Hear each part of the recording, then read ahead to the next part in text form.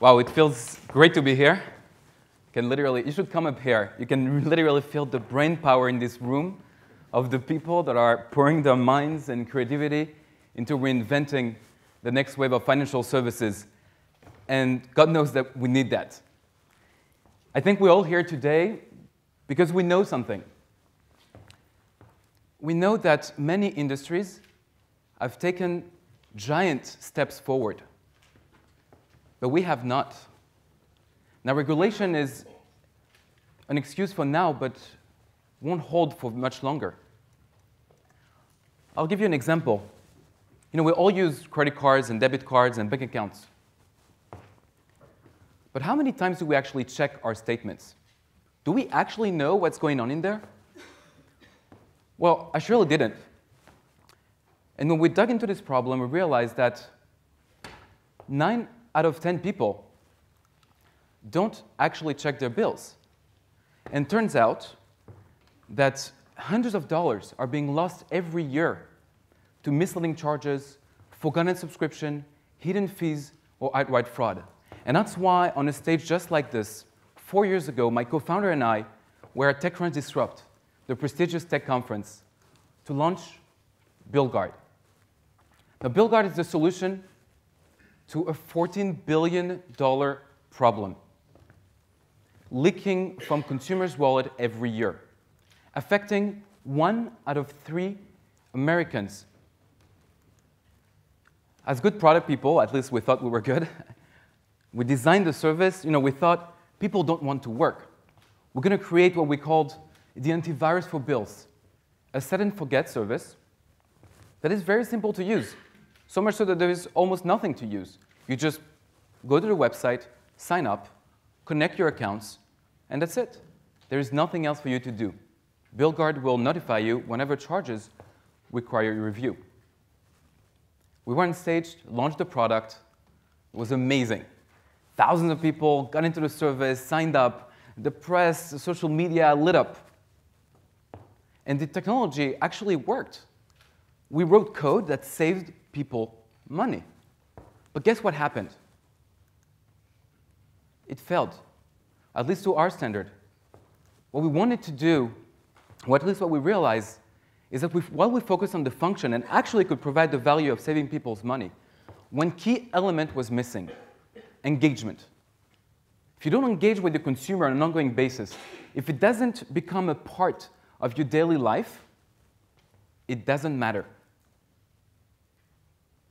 It was not relevant.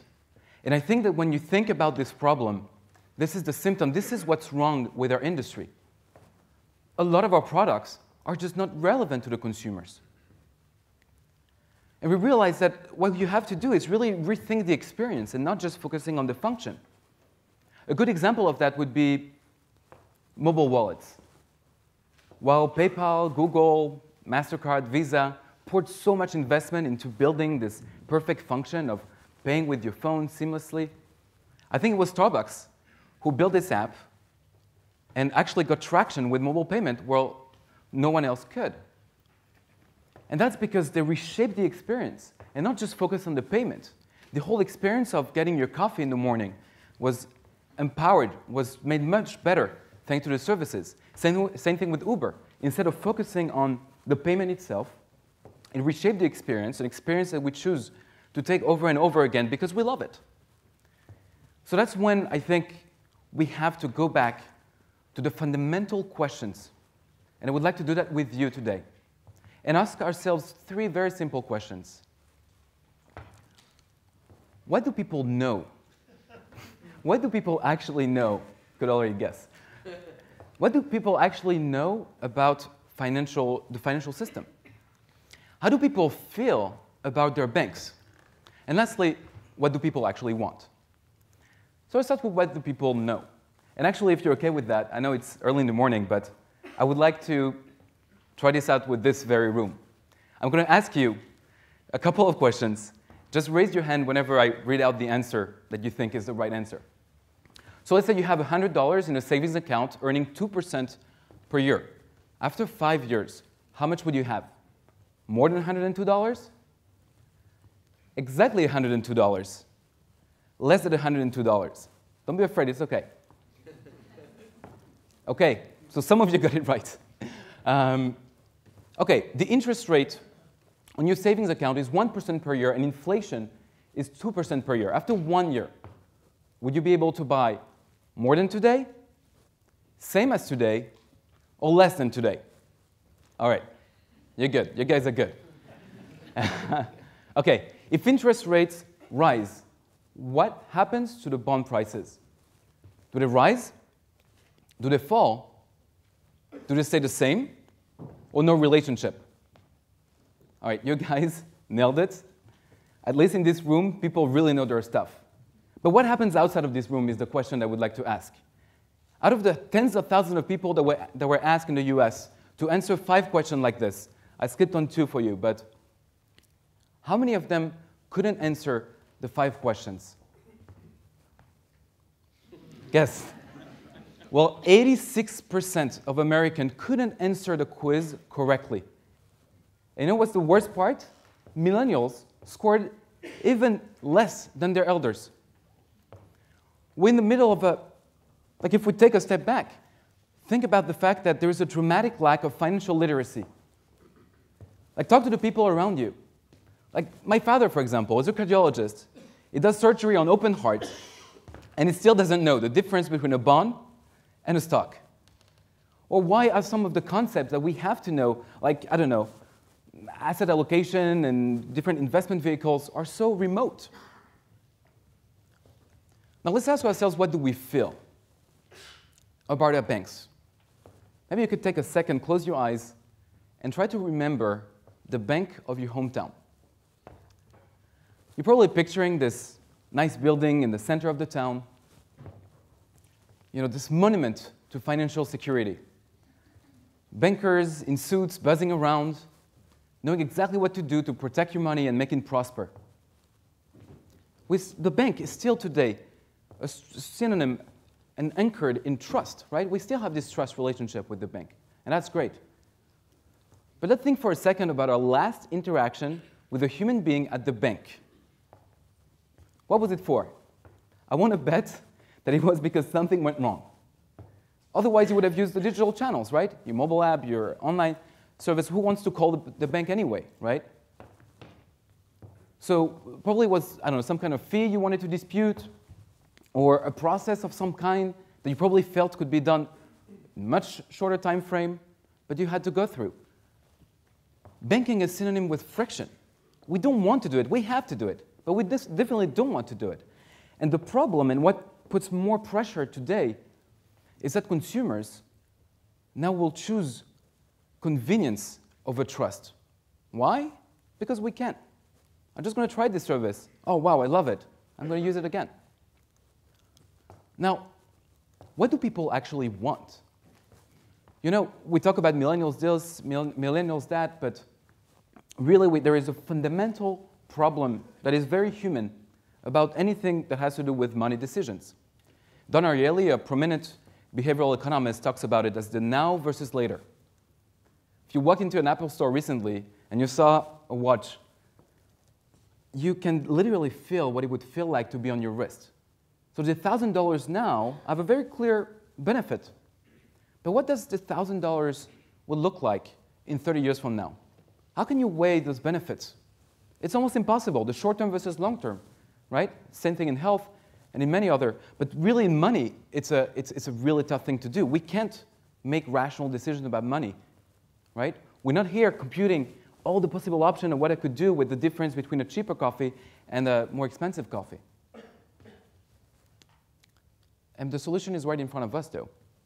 When you think about our lives, our daily lives, more and more of our actions are being replaced by more convenient options.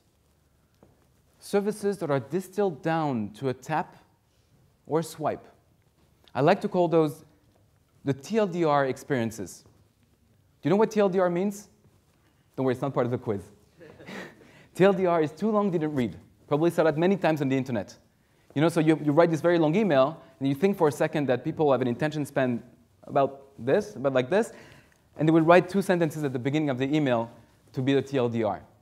Well, that's the experiences that we want, and these are the experiences that change our behavior, which is the key, making things relevant for us, right?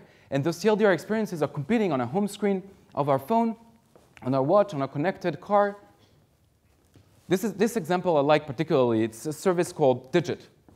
They shrunk down the experience to such a bite-sized service that you don't even have to download an app. It's all by text messages. You connect your bank account, texts you every day your balance, and finds for you opportunity to save and puts away the savings on an account. Amazing. Changes my behavior, help me save money. So if we take a step back and think about what's going on today, we basically have a massive user experience opportunity on our hand. And the necessity, a strong pressure from consumers and from everywhere in the industry to make money services relevant. And we have the opportunity to create new habits for consumers. So as soon as we understood that, we went back to the drawing board at BillGuard and asked ourselves a greater question. We knew people don't check their bills, resulting to billions of dollars being lost. But could we create an app that would get people to actually check? Could we take the statement, a decade-old design, right, multi-decade-old design, and distilling it down to the TLDR statement? Well, that's what we designed, mobile first, right, so that you're forced to put only the elements that matter. But this time around, focusing on a very simple loop to create a habit. Start with a trigger based on our data insights, data analytics, figuring out what you should know about, right? Today, the access to data is so much greater that what the banks knows is almost similar or even less than what some companies know from having an app on your phone, access to different databases, and so forth. So you start with the trigger, you get to the action, very simple, prioritizing the transaction you need to review, swipe, swipe, swipe, clear off your list. And what's the reward? You're all clear. Control, peace of mind. Where before you were somewhat anxious about or guilty about not checking your bills, not knowing exactly what's going on in your personal finances, now you can get control. And if you run this loop enough times, you know what you get? A habit. And a habit makes a service relevant, not just in function. The design has to go way beyond the actual beautifulness of a UI. I love beautiful things, and a lot of people do, but the design of the experience goes way beyond that. And when we launched it, it worked really well. We could actually create this habit, and we know that people who never checked their bills before would go back home after a long day at work with many things happening, and in their bed they would like swipe, swipe, swipe, swipe, and get this part of their life in control again. Now, I want to show you kind of our roadmap. Not BillGuard's roadmap, but our roadmap for the people sitting in the room. This is the money stack, but not the stack that you would see in a diagram in a bank or a typical industry diagram. Every layer here is basically a human need with money, starting with storing your money, like in the mattress or at the bank, protecting your money, monitoring your money, moving your money from one account to the other, from one person to the other, and of course, growing your money. Every one of those layers is an opportunity for a new TLDR experience that would change habits and make them relevant, make financial services relevant. There is tremendous pressure to make this happen. Will the bank remain the primary interface to our banking services in the future? I don't think it's quite sure. It's not quite clear, but what is sure is that that the race has begun. There are multiple ways in which it could go. It could be that some of the tech giants that we know actually bite the bullet, buy a bank, and replicate the stack. Or it could be that more startups figure out ways, maybe after this day, to go around regulations and replace more and more of the services by focusing on the TLDR experiences and making the services relevant. Or it could be that banks finally get over their fear, figure out new business models to open up as a platform, becoming the de facto app store for banking. I wish for that to happen, don't know how fast, but that's also an option. Whatever it is, what we do know is that financial services are about to change because they have to, because the consumers need to, and because what's going on today with this lack of financial literacy, this feeling of friction, and the plethora of options that we have, they have to change. And they will change. And a few years from now, maybe even less, I won't have enough room to put all the logos in this slide. Let's make it happen, guys.